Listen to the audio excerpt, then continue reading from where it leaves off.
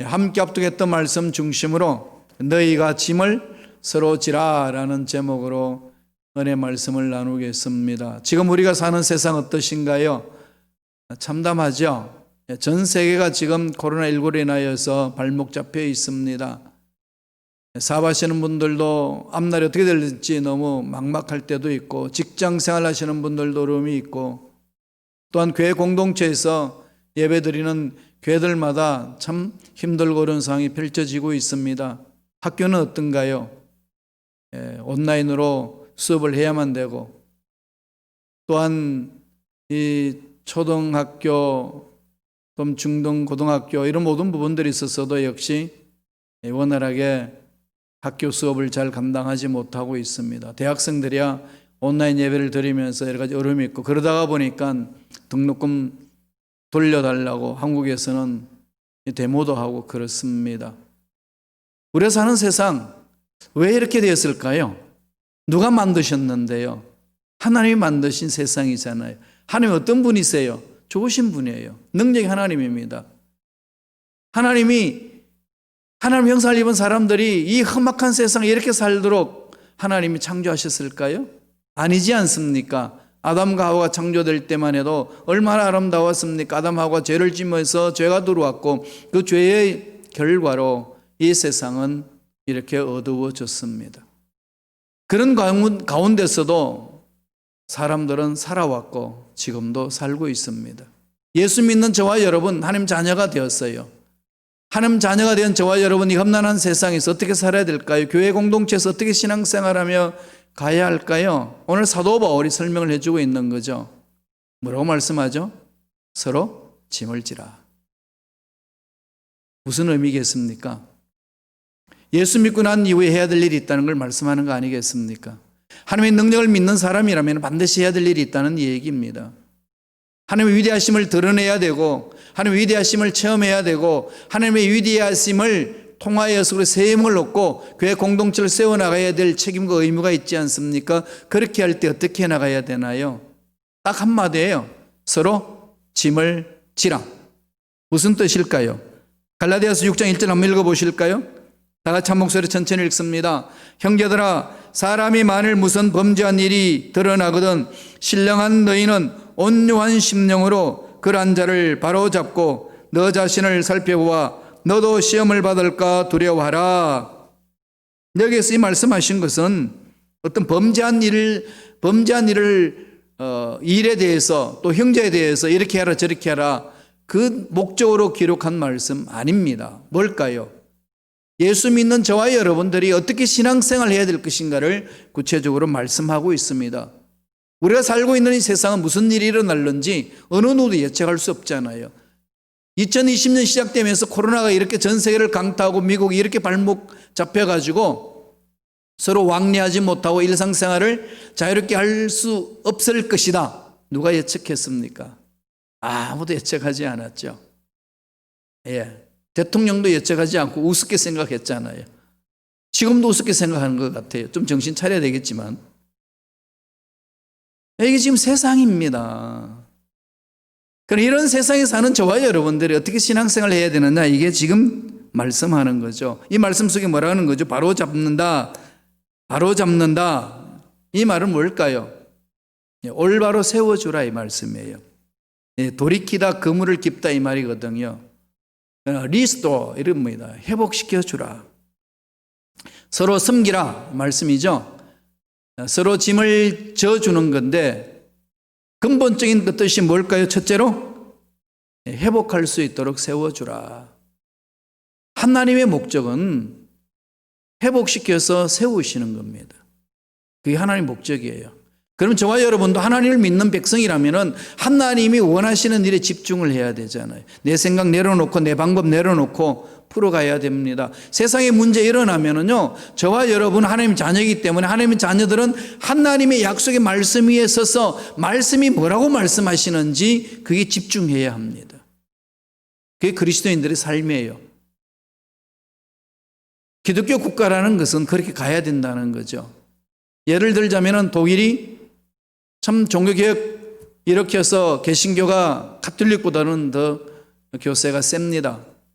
그들은 지금 이 국가교회, 자유교회 이렇게 나눠져 있습니다. 국가교회가 뭔가 하면은 이 대학에서 독일의 대학은 완전히 국립이잖아요. 입학 허가서만 받으면은 유학생이라도 전액 장학생으로 공부할 수 있습니다. 박사학위 받을 때까지. 저도 그런 혜택을 누렸어요. 누구나 그렇게 합니다. 또 교육세로 인하여서 국가가 운영을 하거든요. 각 대학을. 그래서 거기에는 가톨릭 학부, 개신교 학부 같이 있어요. 그럼 거기서 공부하고 학위받고 또 목사로서 훈련받고 과정을 거치고 목사가 됩니다. 국가 종교청에서 관리하는 겁니다.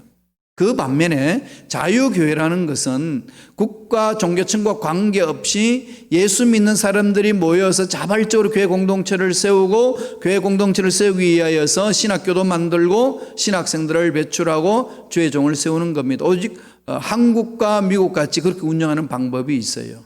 두 흐름이 독일에 있습니다. 그러니까 자연스럽게 자발적으로 모인 곳에서는 좀 뜨겁겠죠. 그렇지 하지 않으면 교회 공동체를 살릴 수 없잖아요. 성령의 기름 부심이라든지 아주 뜨겁습니다. 그래서 젊은 사람들도 많이 모입니다. 그러나 국가교회는 그렇지 못해요. 종교청에서 관리하기 때문에 쉽게 말해서 목사님들이 이렇게 하나의 종교 도덕 강론해도 이렇게 할 수 있는 곳이에요. 제가 독일에 있을 때에 연합 모임을 가졌는데 거기에 있는 독일 분이 있어서 서로 이야기를 나누다 보니까 어느 교회냐고 물었더니 이 자유교회, 침례교회에서 신앙생활을 한다고 하길래 제가 물었습니다. 야, 너희네 교회는 젊은이들이 많겠다. 자유롭게 만들어진 교회 공동체니까. 그러니까 그분이 대뜸 이런 말을 던집니다. 아니야. 국가교회도 예수 믿는 목사님이 목회하면은 그 교회는 젊은이가 많아. 그 말을 하더라고요. 좀 충격을 먹었어요. 목사라면 당연히 예수 믿는 거지. 예수 안 믿는 목사도 있냐고 물었더니 그럴 수 있다는 거죠. 이 시스템으로 되어 있기 때문에. 그런 상황이 있습니다. 그러니까 국가교회도 지금 뜨거운 교회는 뜨거워요.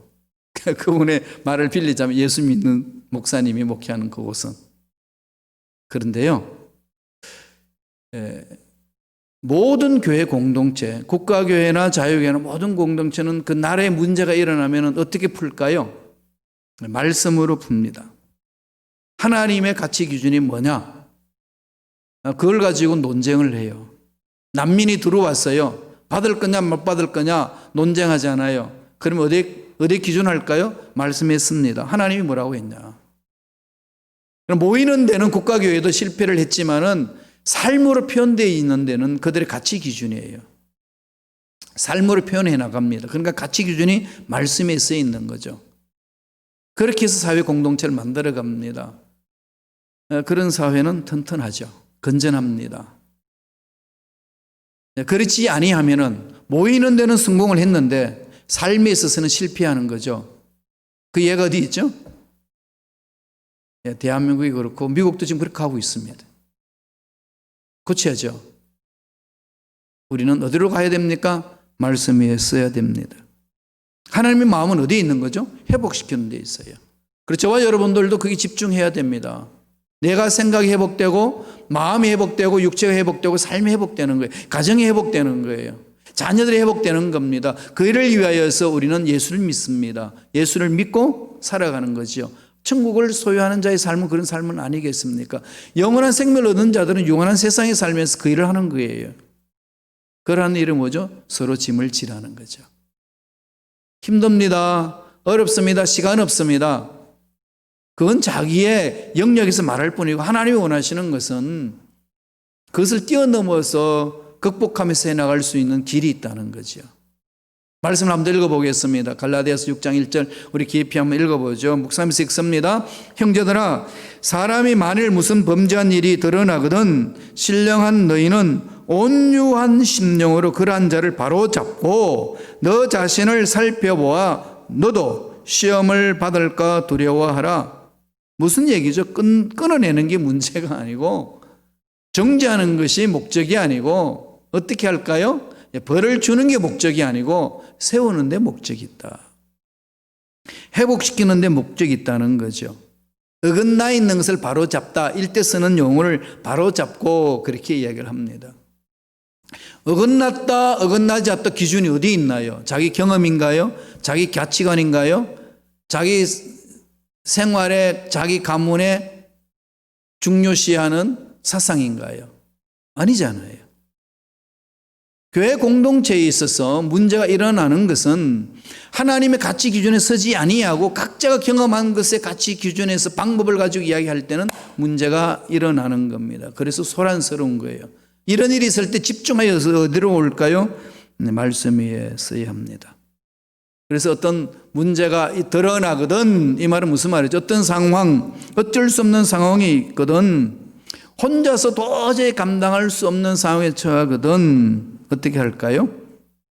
교회 공동체에서 함께 그것을 세워주는 일에 최선을 다하라는 얘기입니다. 교회 직분을 받았습니다. 그 직분을 감당하지 못할 때 직분을 받은 자가 왜 이를 감당하지 못해? 정죄하기 이전에 그 상황을 품으라는 거죠. 함께 가자는 겁니다. 하나님의 사랑을 체험한 자들의 삶의 자세입니다. 정상적으로 써갈 수 있도록 세워주는 교회 공동체, 하나님이 원하시는 공동체입니다. 우리가 그런 걸 하지 아니하고 우리가 어떤 목적을 향해 달려가는 것은 하나님 마음을 슬프게 한다는 거예요.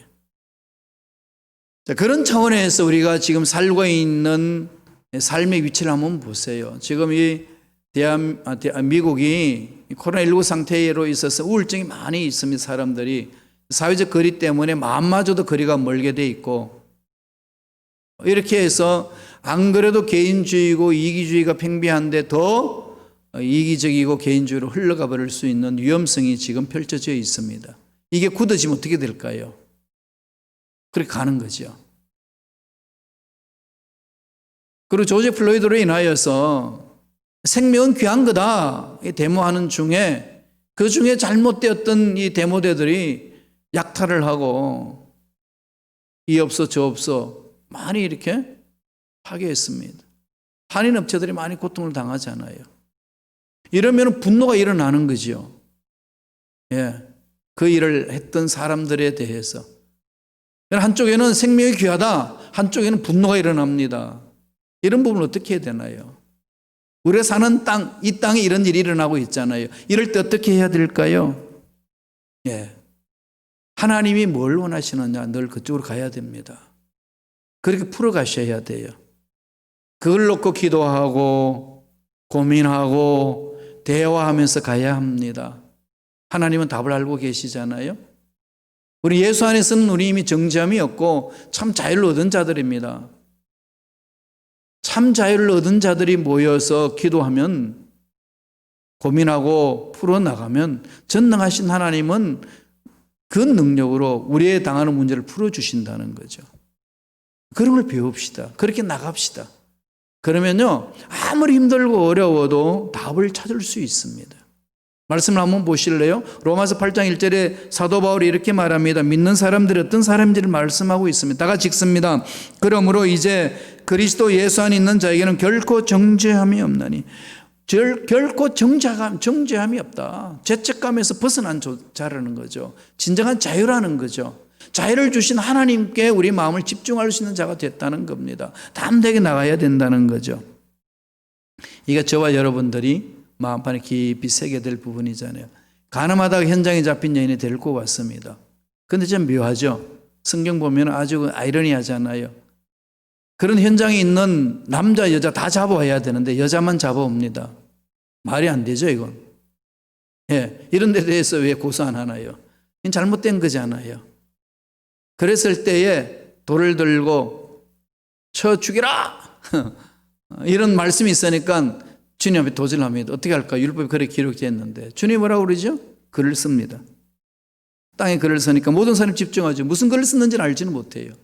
많은 사람이 추측하죠. 아마도 그 사람 주위에 있는 사람들의 속을 깨뚫어 보고 죄악들을 다 기록했을 것이다. 물론 추측이에요. 그런 기록은 없습니다. 그러면서 주님이 말씀하죠. 죄 없는 자가 먼저 돌로 쳐라. 아무도 못 칩니다. 아버지의 마음은 거기 있는 거 아니겠어요? 사람을 살려내는 것. 이 시대에 정말 힘들고 어려운 이 상황 속에서 저와 여러분들이 해야 될 일은 살리는 일이 무엇인지를 집중해야 합니다. 우리는 못하지만 하나님은 능력이 많으신 분입니다. 그런 말씀을 자꾸 마음판에 새기셔야 돼요. 그래서 제가 말씀을 자꾸 읽으라는 거예요. 말씀을 암송하라는 겁니다. 그래야 내 가치관이 바뀌어요. 안 그러면은요, 하나님이 원하시는 가치관을 갖고 살지를 못해요. 하나님이 원하시는 가치관을 살고 있지 아니하면은요, 열심히 일했는데 하나님 칭찬 못 듣습니다. 아브라함 보세요. 아브라함은 하나님이 주신 말씀 부여잡고 달려 나왔습니다. 너로 인해서 큰 민족을 이루어주겠다. 얼마나 멋집니까? 애기 한번 낳아보지 못한 부인, 할머니, 사라를 모시고 같이 살고 있는 그 가정에 너로 인하여서 후손이 많아진다는 이 감격이 어디 있습니까? 그런데 문제는 가도 그 약속이 안 이루어진다고 느껴지는 거죠. 10년이 지났습니다. 나이는 들어요. 어찌할 수 없는 상황이잖아요. 그래서 하나님의 약속의 말씀이 흐물흐물해지는 겁니다. 흐물해지니까 무슨 일이 들어올까요? 인간적인 방법이 들어오는 거죠. 그 방법이 뭔가요? 하갈을 취해서 이스마엘을 얻습니다. 얼마나 감격이었습니까? 자녀가 없는데 자녀가 태어났다는 것. 이런 감격이 어디 있겠습니까? 그죠? 근데 하나님이 찾아오셔서 그렇게 감격해야 하는 아브라함에게 하나님이 뭐라고 그럽니까? 한마디로 딱 잘라 말하잖아요. 너무 냉정하죠? No! 아니라는 거죠. 이건 저와 여러분들이 신앙생활을 하는데 정말로 중요하게 가슴판에 새겨야 될 부분입니다. 하나님의 가치관 위에 서 있지 않는 것, 하나님의 기준에 서 있지 않는 것, 내 열심, 내 헌신, 하나님이 안 받으신다는 거죠. 정신 차려야 될 부분이 여기 있는 거 아니겠습니까? 그럼 어떻게 알죠? 하나님이 우리의 마음에 말씀으로 주시는 거예요. 말씀을 읽고 묵상하고 암송하면요, 하나님이 그 말씀을 주십니다. 사도 바울이 우리 가르친 말씀이 있어요. 빌립보서 1장 6절 볼까요? 다 같이 읽겠습니다. 너희 안에서 착한 일을 시작하신 이가 그리스도 예수의 날까지 이루실 줄을 우리는 확신하노라. 하나님이 생명을 주셨잖아요. 예수 그리스도를 믿어는 구원받았잖아요. 우리 죄를 다 씻음받았잖아요. 과거에 어떤 죄악도 예수 믿고 회개하고 돌아온 자는 다 깨끗하게 치유해 줍니다. 죄 한 번도 짓지 않는 사람처럼 세워주십니다. 하나님 그렇게 하시잖아요. 그렇게 시작하신 하나님이 안 버리신다는 거죠. 언제까지? 그리스도 예수의 날까지 이루실 줄을 우리가 확신하노라. 이 말씀을 부여잡고 내가 해야 될 뭐죠? 주위에 있는 사람을 세워주는 거예요. 우리 일에 집중합시다. 일은 하나님이 기뻐하시는 일이에요. 회복시켜주는 겁니다. 가정을 회복시키고 자녀를 회복시키고 남편을 회복시키고 아내를 회복시키고 그 일을 하는 거예요. 두 번째, 어떻게 서로 짐을 지라는 거죠? 감당하기 힘든 짐을 질 수 있도록 어떻게 하죠? 도와주라는 거죠. 내가 다 지는 거 아니에요. 그가 질 수 있도록 힘을 불어넣어 줘야 되는 거죠. 각자의 인생의 삶이 있잖아요. 정말로 자녀를 잘 양육하는 엄마 아빠라면 어떻게 되죠? 그가 어려운 문제, 그가 어려운 상황을 스스로 이겨낼 수 있도록 도와주는 거죠. 엄마 아빠가 다 해줘버리면은 그게 어떻게 합니까? 지치고 힘든 사람 어떻게 하죠? 그가 일어설 수 있도록 짐을 져주라. 6장 2절에 그 말씀을 합니다. 갈라디아서 6장 2절 다 같이 우리 한 목소리를 읽겠습니다. 너희가 짐을 서로 지라. 그리하여 그리스도의 법을 성취하라. 그리스도의 법이라는 거죠. 하나님이 원하시는 것은 하나님이 형상을 입은 사람들이 말씀 안에서 올바로 서 가는 것을 하나님 기대하는 거죠. 그러니까 여기저기 하나님의 형상을 입은 사람들이 각자의 삶의 처소에서 올바로 서는 겁니다. 그 일을 하는 거지요. 그 일을 하는 겁니다. 담임 목사는 차별 없이 여기저기 있는 분들이 올바로 설 수 있도록 나이가 드신 분이든지 젊은 사람이든지 자기 삶의 위치에서 받은 달란트대로 자기 존재를 드러내고 하나님의 위대하심을 찬양할 수 있도록 하나님을 높이도록 만들어주는 일을 하는 것이 종 아니겠습니까? 내 마음에 드는 사람만 와, 들지 않는 사람 나가. 이러면 어떻게 되겠어요? 교회 공동체 한 명도 안 남을 겁니다. 개척하시는 목사님이 그랬대요. 목회하다가 50명이 모았는데 너무 힘들다는 거예요. 그냥 뭘 하나 해도 이 말 저 말 나오고 너무 고통스러워서 도대체 이번에 결심하리라. 내 마음에 합한 사람하고 내가 한번 딱 구성해서 가겠다고요. 50명 리스트를 쫙 뽑아가지고 OX를 했습니다. 마음에 드는 사람 O, 마음에 들지 않는 사람 X. 그래서 1번부터 50번까지 매겼습니다. 다 매겼는데 결론 내리니까 다 X예요. 그래서 함께 살고 있는 아내를 봤습니다. 아내를 가만히 생각해 보니까 아내도 X예요. 자기만 남더래요. 그러면은 자기는 자기 자신이 만족될까요? 아닙니다. 아무도 없다는 거지요. 어떻게 그렇게 나아갈 수 있습니까? 없습니다. 우리는 서로가 서로를 용납하고 그가 설 수 있도록 세워주는 일, 그게 그리스도의 법을 성취하는 길이다 가르쳐 줍니다. 이 짐이라는 거는요, 짐은 헬라를 제가 살펴봤어요. 바로스인데요. 혼자서 해결할 수 없는 무거운 짐 이렇게 되어 있습니다. 가혹해서 너무 감당하기 힘든 것 이거예요. 이걸 어떻게 하죠? 옆에서 같이 져주는 거죠. 혼자 지기는 힘든데 옆에 같이 져주는 것. 힘들고 어려워하는 사람 앞에 어떤 우리가 무슨 답을 찾아주겠어요? 뭐 하면 되죠? 옆에 같이 있어 주잖아요. 같이 울어주고 같이 위로하고 즐거운 일 있으면 같이 즐거워하고 그러잖아요. 저는 너무 목적지향이고요. 저는 너무 일 중심이기 때문에 참 그런 데는 약해요. 같이 있으면 뭐하나? 구체적으로 답을 줘야지. 이런 주예요. 아내한테도 제가 그런 적이 많이 있었어요. 보니까 문제 딱 발설하면요, 제가 다 해결해 줘야 되는 슈퍼맨처럼 막 하려고 그럽니다. 아내 나중에 결론 보니까 아내는 다 알고 있더라고요. 답을 다 알고 있어요. 답을 얻기 위해서 하는 게 아니라 내 아픈 마음 알아달라는 거예요. 그러면 이 경상도 사람들 꼭 한마디 합니다. 내가 진작 다 알고 있어. 그거 뭐 또 알아달라고 그러냐? 참 이게 이 지방색에 나오는 이 문화인데요. 참 이 답답한 거 아니겠어요? 공감이 안 되는 거죠. 하나님 그를 깨뜨리라는 겁니다.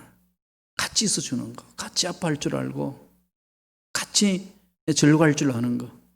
근데 이게 그냥 들리면 어떻게 되죠? 늘 말씀드린 것처럼 이게 왜곡되면 어떻게 되나요? 정말 기뻐할 일에 가면은요, 배가 아파서 기뻐하지 못해요. 사촌이 논 사람이 배가 아픈 거예요. 그죠? 근데 정말 아파하는 데 가면은 아픈 척한데 속은 되게 고소해 하고 있어요. 세상이 이제 그러고 있는데 교회도 그런 일들이 많다는 거예요. 참 이게 아프잖아요. 그죠? 이런 부분들 우리가 말씀 안에서 다시금 자기 자신들을 점검해야 됩니다. 그래서 하나님을 사랑하고 이웃을 내 몸과 같이 사랑하는 것, 그게 뭐죠? 하나님의 말씀을 실천하는 것이고 그리스도의 법을 성취하는 겁니다. 너희가 서로 짐을 지라 그리스도의 법을 성취하는 거다. 주님 뜻대로 살겠습니다 결심하신 저와 여러분 깊이 생각하세요. 서로 짐을 져주는 게 하나님의 뜻대로 사는 삶이에요. 내팽개치지 맙시다. 그러면 교회 공동체 오면 그런 따뜻한 정이 오가는 거 아니겠습니까? 이런 마음들 서로 나누는 겁니다. 마지막 세 번째. 뭐 하라는 거죠? 스스로 자기 몫을 다하라는 거죠. 자기 몫이 있어요. 내 몫이 있고 너의 몫이 있습니다. 같은 맥락 속에 지금 계속 바울이 말을 하고 있는데요. 조금 더 세분화시켜서 말하는 거죠. 스스로 자기 몫을 다하라. 갈라디아서 6장 5절 말씀이 있어요. 다 같이 읽어볼까요? 한 목소리 읽습니다. 각각 자기의 짐을 질 것이라. 각자가 짊어지어 가야 될 일이 있는 거죠. 가정을 비유하면 아빠의 일이 있고 엄마의 일이 있고 자녀들의 일이 있습니다. 각자의 몫. 그 일을 하나님은 감당하기를 원하고 있습니다. 교회 공동체를 들어오면 어떻게 될까요? 교회 공동체 각자의 몫이 있잖아요. 직분받은 자들은 각자의 몫이 있습니다. 담임 목사의 몫이 있고 전도사님의 몫이 있고 부목사님의 몫이 있고 우리 선생님들의 몫이 있고 장로님의 몫이 있고 안수 집사의 몫이 있고 권사의 몫이 있고 집사님들의 몫이 있고 성도님들의 몫이 있습니다. 뭐라고 성서는 말씀하죠? 각각 각각 자기의 짐을 질 것이라. 그 일을 감당하기 위해서는 부르짖어야 합니다. 성령의 지혜를 구해야 됩니다. 달려가야 됩니다. 옛날에 제가 들은 얘기인데요. 이 참 훌륭한 교장 선생님의 이야기예요. 그분이 이젠 선생으로 발령받아서 시골에 내려갔어요. 시골에서 이렇게 총각인데 학교를 초등학교를 이렇게 섬겨주잖아요. 가르치잖아요. 그때 때마침 어머님이 이제 이 아들 어떻게 하고 있나 보고 싶어서 내려왔어요. 교육자 집안인데 어머님이 이제 계시고 아들이 이제 학교를 갑니다. 가다가 시골에 이 개울을 건너다가 이 징검다리를 잘못 밟아가지고 징검다리가 잘못 놓여 있는 거죠. 넘어졌어요. 그럼 어떻게 되겠습니까? 옷을 흠뻑 다 젖었어요. 그러니까 그대로 학교 못 가잖아요. 그러니까 다시 집에 돌아왔어요. 옷 갈아입기 위해서. 그럼 웬일이냐 엄마가 물으니까 자초지긴 얘기를 다 합니다. 그때 첫 마디 엄마가 묻습니다. 야, 그러면은 네가 징검다리를 밟고 넘어졌는데 그 흔들렸는데 그 징검다리 제대로 새롭게 만들어 놓고 왔냐? 이렇게 질문하더라는 겁니다. 아니요. 옷 갈아입고 왔습니다. 그러니까 호탕치는 거죠. 교사는 네가 집에 와서 옷 갈아입는 게 목적이 아니고 그 징검다리를 닮에 밟고 갈 사람들을 염려해서 그 징검다리를 제대로 놓는 게 교사야. 옷 갈아입지 말고 빨리 달려가. 그거를 제대로 놓고 와. 평생 그 어머님이 해준 말씀을 잊지 않았다는 거예요. 아주 훌륭한 교장 선생님으로 삶을 마무리 지었다는 얘기입니다. 각자의 삶의 위치 있는 거 아니겠어요? 그 일을 하기 위해서 불러주신 것 아니겠습니까? 사명의 짐, 미션이 있습니다. 하나님의 자녀가 된다는 미션이 있거든요. 독일의 천렬재상이라고 이름하는 비스마르크가 있는 거 아시죠? 비를렘 황제와 함께 있을 때 이제 수상으로 일을 했는데요. 독일을 통일시키는 데에 엄청난 공헌한 사람이고 철강 산업에 독일을 강하게 부강시키는 데에 엄청난 일꾼이었습니다. 이 사람의 개인의 삶을 보면은요, 아들에게 편지를 보낼 때 이런 편지를 씁니다. 내가 오늘 한 일에 대하여 내일 다른 사람들의 여론을 들여다보면 태반이 잘못되었다. 그러니 남의 칭찬을 받는다고 하여 기뻐하지 말고 남의 비난을 받는다고 하여 실망하지도 말라. 본디 인간은 이러나 저러나 간에 잘할 수 없게 되어 있다.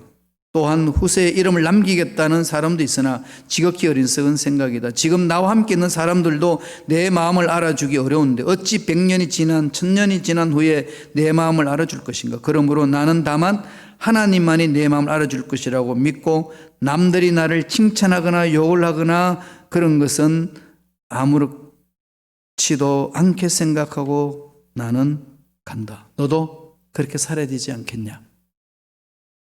엄청난 큰 일을 했는데 그분의 마음에 늘 하나님의 말씀을 새긴 말씀이 있다고 그래요.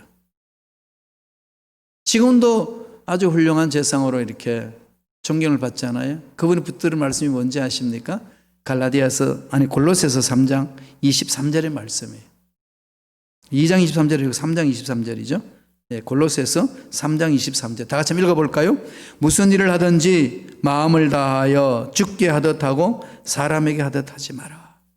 늘 하나님의 중심으로 삶을 산 인생이에요. 한 나라를 부강하게 만드는 일꾼이 하나님의 말씀에 신앙의 뿌리를 내리고 삶을 살아갔을 때 주는 영향력은 어마어마한 거죠.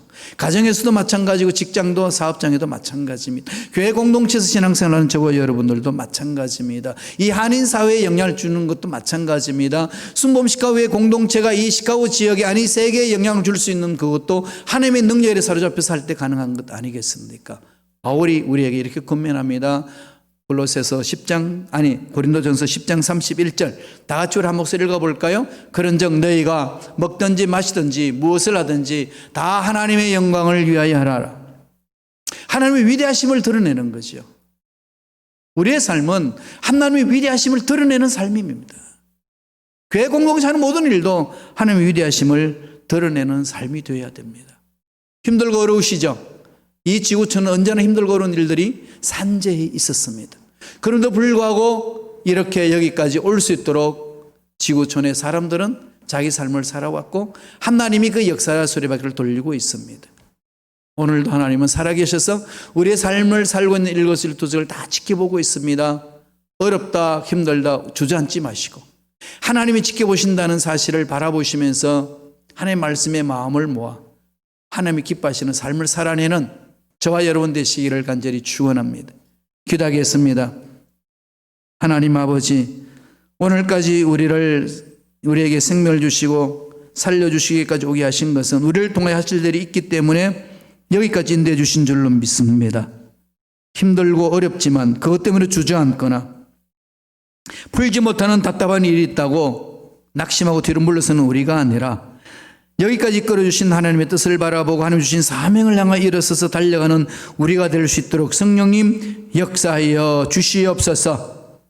주님이 우리 짐을 져 주셨으니까 우리들도 우리가 우리 짐을 지고 또 형제 자매 짐도 서로 지면서 그리스도의 법을 성취해 나가는 우리가 되게 성령님 강하게 역사하여 주시옵소서.